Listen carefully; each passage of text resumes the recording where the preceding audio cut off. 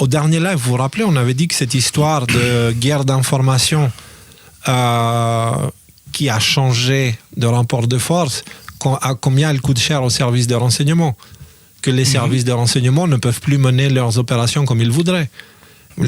La semaine qui a suivi le live, ils ont lancé l'opération Hello Kitix, genre à fond la caisse avec les politiciens qui poussent les médias. C'était là avant, mais là, ils ont commencé vraiment la com. Hein? Et qu'est-ce qui s'est passé? Ils se sont vautrés comme des merdes, encore une fois. Encore une fois, parce que justement, ils n'ont plus le contrôle du narratif. Et donc, du coup, cette opération qui était censée être apolitique et tout ça, déjà de base, ça puait le caca.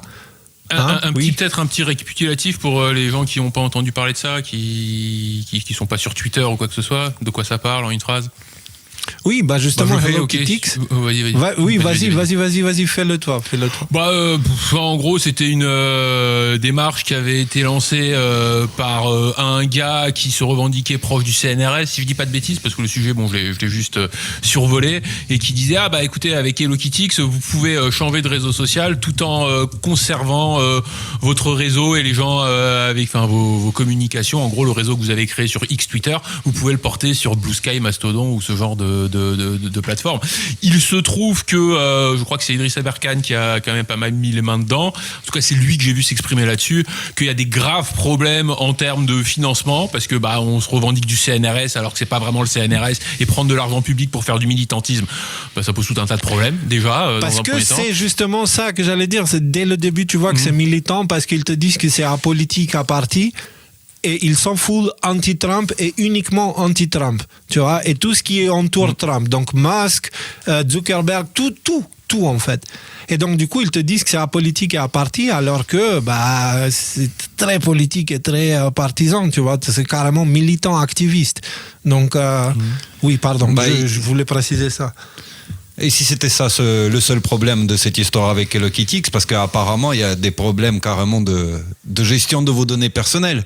Je ne sais pas si vous en parlez. En fait, c'est une plateforme Hello Kitix qui a été créée. Et si par cette plateforme vous quittez X justement, la plateforme, elle récupère toute votre identité que vous avez confiée à X à l'époque, avec tous les messages, avec toutes les données que vous avez rentrées dedans, sans votre consentement. C'est ça le pire. Et alors, en termes de résultats, je crois qu'ils ont pris un gros bid. Il y a quelques jours, ils étaient à 1600 personnes qui avaient quitté Twitter. Donc Twitter et c'est je ne sais combien de millions de comptes rien qu'en France. Il y en a 1600 qui ont dit c'est bon, on y va. Et puis finalement, tous les hommes politiques, les femmes politiques, là je pense à Sandrine Rousseau, qui ont poussé pour cette démarche, ils ont dit on quitte X, mais il reste sur X quand même pour dire qu'il faut quitter X parce que X c'est pas bien. Donc voilà, il y a aussi une bonne couche de ridicule qui vient se rajouter à tout ça.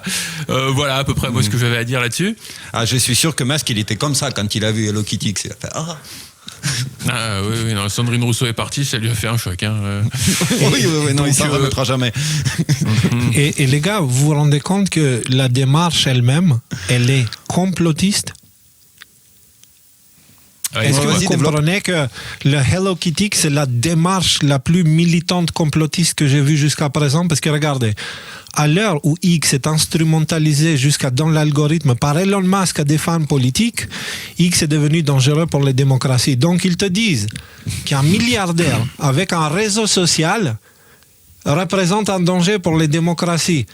Donc si tu remplaces Musk par Soros, n'est-ce pas ce que les complotistes disent depuis très longtemps? Oui. Oui, c'est vrai. C'est pas faux. Est-ce qu'ils sont débiles en fait? Parce que là, je n'ai jamais entendu quelque chose de si complotiste. La réponse est dans la question. D'autant que complotiste ou pas complotiste, ce que je veux dire, c'est que l'influence de Soros, on peut en parler. Après, le fait que Musk manipule les algorithmes, personnellement, je demande encore à avoir les preuves. Parce que, outre le fait que cette petite phrase qui est marquée là, vous avez des preuves que l'algorithme il est manipulé par Trump pour... Mais c'est pour ça que je dis complotiste. C'est-à-dire qu'ils demandent qu'on les croit sur parole. Voilà, ils te disent c'est comme ça, Trump est méchant, Musk est avec Trump, donc il est méchant parce qu'il offre sa plateforme à Trump, donc un milliardaire travaille avec un politicien pour... Les gars, c'est du complotisme de base ça. Et donc, du coup, est-ce que vous vous rendez compte qu'ils sont en train de devenir complotistes et dans le plus grand silence de tout le monde sur ce sujet-là? Tout le monde s'en fout de ça. Tout le monde Je crois parle que les rôles se sont inversés. Ouais, ils piquent nos données privées et tout ça, oui, mais ça, c'est écrit dans le principe. Ils te disent, on va transférer aussi vos datas, donc forcément, ils vont mettre les mains dedans. Mais le fait que toute cette démarche-là est complètement complotiste dès le départ, et qu'on nous a cassé les couilles, pardon pour le terme, mais j'en ai pas d'autres, jusqu'à présent, ouais, complotiste. Bah ouais. C'est pour ça que dans la magnifique vignette de ce soir, le truc de Hello Kitty là, attends, je vais la remettre. C'est pour ça que Hello Kitty, je sais pas si vous le voyez ici dans la vignette, Thierry. Voilà, mon Hello Kitty là. Il a un chapeau d'alu. Ah ben il a un chapeau d'alu, le petit là. Il a complètement fumé la moquette. Je vais juste parce que ça fait 4 ans que je me la réserve pour un petit moment comme ça. Vous vous souvenez quand on s'est fait censurer de YouTube, Facebook et compagnie en 2020, qu'est-ce que c'était la grande phrase? Ah bah ce sont des plateformes privées, ils font ce qu'ils veulent. C'était la phrase que les mêmes qui sont en train de Hello Kitty sont. Ben voilà, Elon Musk il a racheté X Twitter, du coup c'est une plateforme privée. Il fait ce qu'il veut. Tu te rappelles de ce que nous on disait à l'époque, parce que tout le monde à l'époque disait oui mais non c'est pas une plateforme privée, c'est machin. Et nous on disait non, ils ont raison. C'est une plateforme privée, les propriétaires font ce qu'ils ont envie. Alors il y a des lois qui les protègent et qui leur posent des limites aussi, mais c'est des plateformes privées. Du coup on a dit ouais ok on est d'accord. Donc du coup maintenant on est d'accord aussi, on change pas de... On a toujours été du bon côté sur ce sujet-là, tu vois. Tout va bien. Dites-moi aussi si je me trompe, mais l'algorithme qui est critiqué, l'algorithme de X, il est open source. C'est-à-dire on peut le consulter en informaticien. Alors ça j'ai entendu parler qu'il est open source. Perso, j'ai pas eu l'occasion de le vérifier par moi-même. Je sais pas s'il y a un GitHub sur lequel on peut télécharger l'algorithme de X. Alors, je préfère pas dire de bêtises. J'ai quelques informations de ce côté-là. Il y a des gens qui ont mis les mains sur le GitHub et je remercie. Il se reconnaîtra pour les informations, mais on retrouve la signature de Viginum dedans. On retrouve les signatures de Framework Disarm et tout ça. On retrouve les institutions. Donc là, tu parles de l'algo de Hello Kitty, hein. On est bien d'accord, tu parles pas de l'algorithme de X. Non, je te parle de ceux qui sont impliqués avec le projet Hello Kitty. Ok, d'accord. Voilà. Ouais, parce qu'on parlait là de l'algorithme de X qui serait open source, qui était accessible. Alors attends, là je viens de demander à Grok qui nous dit que l'algorithme de X n'est pas entièrement open source. Une partie a été publiée en 2023, mais que les mises à jour depuis juillet 2023, donc c'est-à-dire quand même depuis 1 an et demi, n'ont pas été publiées. Donc non, on peut pas dire qu'il soit open source. Mais dans une guerre d'information, est-ce que c'est intelligent de laisser open source le code? Parce que c'est comme si tu ouvrais la possibilité à ceux qui veulent te mettre des bâtons dans les roues de le faire plus facilement, non? C'est comme si tu donnais un dossier d'études aux pirates, quoi. C'est-à-dire qu'à un moment donné, le truc il est open source, mais les gens n'ont pas la possibilité de le modifier sur X. Ils peuvent le prendre et se faire leur version à eux. Mais par contre, après, si jamais tu mets le nez dedans, oui, tu as la possibilité sur un algorithme open source d'avoir la compréhension profonde de comment ça fonctionne, effectivement. Et s'il y a des trucs pour des moyens de magouiller, tu as moyen de les exploiter. Après, il faut se les taper quand même, hein, les 500 000 lignes de code ou 1 million de lignes de code d'un algorithme comme ça pour essayer de le comprendre. Une IA, elle peut le faire sans problème. Sans problème, je suis pas encore sûr qu'une IA soit capable de pas résumer. Nos IA à nous, hein, pas une IA qui court sur un petit PC portable. Non, je te parle des intelligences générales artificielles, pas juste... Alors, juste pour revenir au sujet, on a Idriss Aberkan qui en effet, il a publié sur X, parce que justement l'idée c'est que les services de renseignement ont lancé l'opération, ils ont l'habitude de contrôler le narratif, sauf que là encore, comme avec l'Algérie, en fait, ça n'a pas marché. Et donc, Idriss, c'était pas le seul. Il y en avait d'autres, mais Idriss en a parlé. Comme il a beaucoup de visibilité, ça a été vu par là, mais c'est pas le seul qui en a parlé. Donc, il écrit, le gouvernement, le 21 janvier, vient de tenter de botter en touche aujourd'hui à l'Assemblée nationale dans le scandale Hello Kitty, en affirmant que c'était un simple, innocent projet de science citoyenne visant à recueillir des données parce qu'elles ne sont plus accessibles sur X. Okay? Et il continue.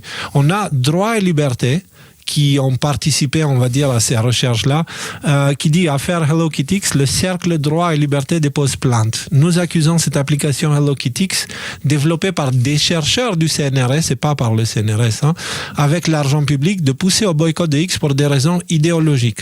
Il y a une plainte qui a été déposée.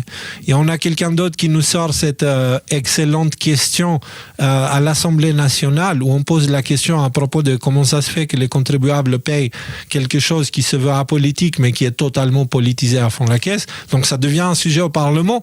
Tu vois, ils ne peuvent plus le cacher. Et ensuite, on a Droit et Liberté qui ont une nouvelle vidéo qui dit « Le CNRS utilise l'argent public pour créer une plateforme de boycott contre X. C'est une dérive antidémocratique et un détournement de fonds publics. » Ce qui est vrai. Okay? Pour voir la panique, tu as même les fact-checkers qui sont allés mettre les pieds dedans, mais en ce moment, comme ils serrent les fesses, il y a certains rares qui doivent mettre les mains dans le cambouis, et donc vous avez l'indépendant. Okay? Donc on lit Amélie Ismaili, un très bon compte à suivre, je pense. Exactement comme je l'avais prédit, des fact-checkers tentent médiocrement de noyer le poisson. Notons que c'est l'indépendant qui s'y colle, alors que ce média n'a pas d'unité spécifiquement réservée au fact-checking, ce qui n'est sûrement pas un hasard. Et ils disent quoi? Ils disent, vrai ou faux, la plateforme Hello Kitty c'était à l'origine d'un détournement de fonds publics, comme l'affirme une partie de la droite française. Donc, vous voyez là, ça passe pas du tout leur truc. Ils te disent que c'est faux, mais c'est un peu vrai, parce que c'est des fonds publics. Okay. Mais ils n'ont pas été détournés parce que c'est une bonne chose qu'ils ont fait. Bon. Et pour finir, on a Idriss Aberkan qui finit hier par publier, tiens, le logo du CNRS a disparu du machin. Parce que tu avais des scientifiques du CNRS qui ont contesté. Ils ont dit, les gars, ne nous impliquez pas là-dedans. Voilà. Et donc, en mode damage control, parce qu'à travers le CNRS, c'est comme ça que ça veut dire que les fonds ont été détournés. Et pour contrôler les dégâts du narratif, ils ont carrément supprimé le logo du CNRS de Hello Kitty. Et parce qu'ils utilisaient le logo de CNRS pour donner une crédibilité à leur démarche, tu comprends? Il y a un aspect positif quand même à toute cette histoire, c'est que comme souvent dans ce genre de démarche, tu vois qui s'implique et du coup tu peux voir un petit peu plus clairement l'échiquier. Moi par exemple, il y avait une association, la Quadrature du Net, dont je pensais qu'elle était plutôt propre et qui est quand même très impliquée dans cette histoire de Hello Kitty. Donc ça te permet un petit peu de savoir en fait à peu près où on en est et de remettre un petit peu les comptes à plat sur à qui tu peux faire confiance, à qui tu devrais peut-être faire attention avant de confier ta confiance. Donc alors la quadrature du net, justement, c'est un cas particulier. Moi, je connais parce qu'au tout début de Thinkerview, on avait interviewé Jérémy Zimmerman et puis on avait été une fois chez lui, on avait dîné ensemble et on avait discuté justement de beaucoup de ces choses-là. J'avais été surpris à l'époque par la nature woke avant son temps de Jérémy Zimmerman. Mais il était très gentil, c'était quelqu'un d'extrêmement gentil et tout ce qu'il disait, ça partait d'une bonne intention. C'était pas, c'était pas un agent qui essayait de manipuler les gens, c'était plutôt quelqu'un avec le bon cœur, mais qui avait reçu des mauvaises idées, on va dire, par l'éducation. Bref, voilà. Et donc, à un moment donné, je sais que Jérémy Zimmerman, il était plus très chaud avec ce qui se passait, etc., etc. Et j'en suis certain, il y a eu des efforts d'infiltration complète et prise de contrôle de la Quadrature du Net qui maintenant sert ceux qui le financent. Quoi. Entre autres Open Society et des trucs comme ça, tu vois. Je ne sais pas si c'est à travers Open Society ou Soros, mais ça sent l'influence. Et ce que je veux dire par là, c'est que tu vois, la Quadrature du Net, c'est justement ce cas-là où tu as les services de renseignement qui utilisent des gens bienveillants qui sont déjà dans le domaine pour, dans un premier temps, les encourager, leur promettre des bonnes choses et ensuite, les prendre et contrôler tout le truc. C'est ce qui s'est passé avec Thinkerview aussi, tu vois. Je savais pas. D'où l'importance, Léo, de ce que tu disais tout à l'heure par rapport à la maison de production ou même par rapport aux décodeurs, que voilà, on a un patron, c'est les gens qui nous donnent des dons. Parce que effectivement, tu cherches à grandir, tu as besoin de financement, tu prends de l'argent qui t'est donné par un tel ou un tel, et d'un coup d'un seul, ça y est, tu la perds ton indépendance. Donc, je pense que c'est un très très bon exemple pour illustrer ce phénomène, ouais. C'est ça, et je sais que c'est comme ça qu'ils ont pris aussi les fact-checkers. Les fact-checkers, au début, on leur a dit, les gars, ça vous donne du travail. Ils ont chopé des gens qui étaient juste trop naïfs pour voir autre chose et qui n'étaient pas vraiment compétents. Si tu regardes le passé des fact-checkers, c'était des gamers ou des journalistes foireux, tu vois. Et on leur a donné une position qu'ensuite ils étaient obligés de défendre s'ils voulaient maintenir les salaires et les bonus, tu vois. Et donc c'est comme ça qu'ils te chopent à chaque fois. C'est comme ça qu'ils te chopent à chaque fois, donc c'est pour ça. Mais tout ça pour revenir à l'idée de Hello Kitty, parce que l'État profond ne contrôle plus le narratif, ils ne peuvent plus mener leurs opérations tranquillement, et à chaque fois ils font des trucs, ça se casse la gueule, ils le mettent sous le tapis. Et réessayer un truc, ça se casse la gueule, le mettre sous le tapis. Donc là, on va finir avec ce sujet sur le message de Didier Maisto, qui dit « Merci à vous tous qui vous êtes mobilisés en nombre pour l'affaire Hello Kitty. Une plainte est déposée, le CNRS rétropédale, la presse mainstream en parle et la représentation nationale s'en est saisie. Le tout en une semaine. Vous vous rendez compte de la victoire ?» On l'a dit la semaine dernière, les missions des services secrets ne passent plus. Là, c'était clairement une opération framework disarm, Viginum et tout ce que tu veux.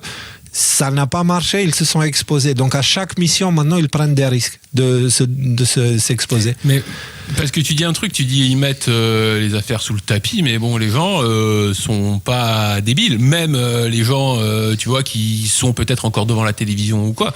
Un exemple que j'ai vu, je crois que c'était cette semaine chez Hanouna, là, chez TPMP, ils ont fait un sondage, c'était par rapport au Covid. Est-ce que vous pensez qu'en gros le gouvernement vous a manipulé par rapport au Covid? Chez Hanouna, hein, pas chez les décodeurs ou chez Alexis Cossette, hein. 94% des gens qui te répondent oui.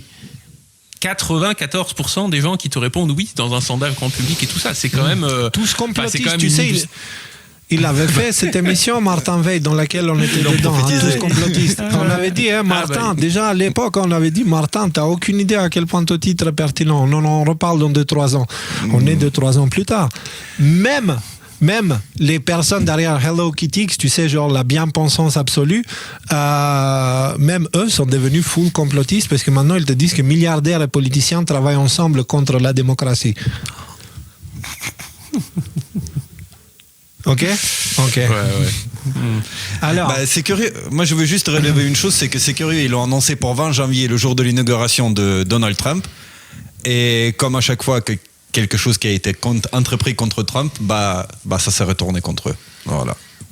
Et à mon avis, Trump, il a même pas eu vent de... Il a même pas eu vent non, du mais pas phénomène. Trump, mais globalement, quand tu t'en prends à Elon Musk, tu t'en prends à l'administration Trump, d'une certaine manière, tu vois. Puisqu'il fait partie du gouvernement. Tu t'en prends à l'armée américaine, je dirais. Mais pour revenir, préparez-vous à voir de plus en plus ce genre de choses, en fait, des missions foireuses des services de renseignement qui sont exposées par des journalistes citoyens. Préparez-vous à voir ça et du coup, voilà. Alors, juste un petit bonus. Oui. Je termine là-dessus. Si ton analyse est bonne, c'est-à-dire que si effectivement, comme ça semble vraiment être le cas, les renseignements qui sont derrière et qui se plantent, plus ils vont se planter, plus ils vont être obligés d'avoir recours à des événements de plus en plus marquants, de plus en plus visibles. Alors là, c'est une petite bêtise, c'est un truc sur X. On sait que les renseignements... Justement, la série Révélation, l'épisode de ce soir, montre ce cycle de peur, avidité, révolution. Ok ? Et donc, ils vont devoir essayer de plus en plus des choses qui poussent dans cette direction. La peur, donc il faut qu'ils poussent vers la peur, il faut qu'ils poussent les gens vers l'avidité. Alors attention, l'avidité dans certains contextes, peut-être la vengeance elle-même peut être considérée comme une force d'avidité. Okay, parce que tu veux plus que ce que tu as le droit normalement avec la vengeance, tu vois. Et ensuite, la révolution, on va voir tout ça tout à l'heure justement, parce qu'ils vont accélérer leur jeu, ça c'est sûr et certain, mais justement, plus ils essayent des choses, plus ils vont s'exposer. C'est inévitable. Allons voir ça alors. Alors, on voit un petit bonus, parce qu'il y a eu aussi des conneries dans la panique. Il y avait celle-là, je sais pas ce que c'est, qui a sorti une vidéo quitter X, machin et truc et tralali et tralala, et puis vous allez voir les actions de X vont chuter. Sauf que X n'est plus en bourse depuis un certain temps et Voilà, ça montre la compétence des personnes. Tu sais, c'est aujourd'hui, même quand tu n'as rien à dire, dis-le, mais très haut et fort, tu vois. C'est ça la logique. Alors que normalement, même si on pense savoir, on devrait fermer nos gueules et être très attentif. Normalement, c'est ce qui fait un être humain sage, tu vois. Et un dernier petit rappel, n'oublions pas que Hello Kitty poussait les gens vers une plateforme qui s'appelle Mastodon et une autre qui a Blue Sky, qui ont les deux exactement le même problème. Donc là, on a un article des numériques. Mastodon a commencé avec modération. Okay? Il y a une personne, attends, où est-ce que j'avais trouvé ça? Et la personne qui avait partagé ça disait que en 2 jours, ou je sais pas, en une semaine, en une période très courte, il a reçu plus de spam, de contenu pédophile, que ce qu'il a reçu pendant plus de 10 ans de recherche sur les autres plateformes. Donc sur Mastodon, ça lui est venu sans même faire les recherches, tu vois. Et donc cet article parle... Tiens, regarde, c'est là. En 2 jours seulement, plus de 2000 occurrences ont été repérées. David Thiel, qui a mené cette étude, qui est encore sous le choc, il déclare ainsi qu'il a obtenu plus de photos à caractère pédophile en 2 jours sur Mastodon que dans toute l'histoire des recherches effectuées sur tous les autres réseaux réunis. Ok ? Et c'est un article de 2023, ça. Hein. C'est-à-dire que c'était avant la grande exode depuis de X Twitter vers ces plateformes-là, quoi. Mais ça, donc, bizarrement, personne n'en parle jamais dans leurs propos. Nous, on en parle. Oui, non. Nous, on en parle.